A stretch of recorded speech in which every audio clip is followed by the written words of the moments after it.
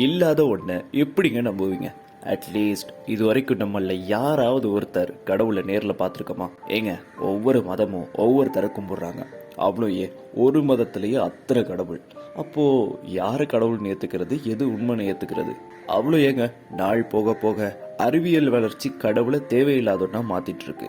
அப்போ நம்ம கும்பிட்ட இடிமின்னல் எப்படி வருதுன்னு சயின்டிபிக்கா தெரிஞ்ச பிறகு இப்ப யாருங்க இடிமின்னலை கும்பிடுறா? எல்லாமே புவி ஈர்ப்பும் கிரக இயக்கமும் இயற்கை விதிகளும் தாங்க முடிவு பண்ணுது. கடவுள் நீதி உள்ளவர்னா நல்லவங்களுக்கு கெட்டதும் கெட்டவங்களுக்கு நல்லதும். அதாங்க, இத்தனை அநியாயம் எதுக்கு? ப்ரேயர் பண்ணி நடந்தது எவ்வளவோ, அது மாதிரி ப்ரேயர் பண்ணி நடக்காம போனதும் இருக்கே.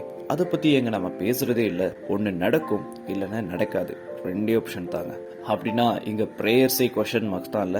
நல்ல செயல்களை மதத்தால மட்டும்தான் பண்ண முடியுமா என்ன? மனசாட்சி இருந்தாலே பண்ணலாம். மதம் மனுஷனை பிரிக்குது.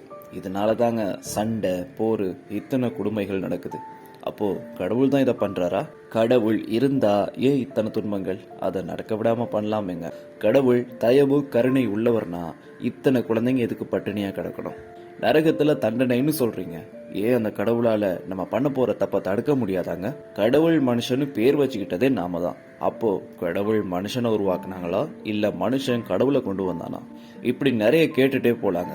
அட்லாஸ்ட் நம்ம உலக நாயகன் சொன்னது போல கடவுள் இல்லைன்னு சொல்லல, இருந்தா நல்லா இருக்கும்னு தான் சொல்றேன்.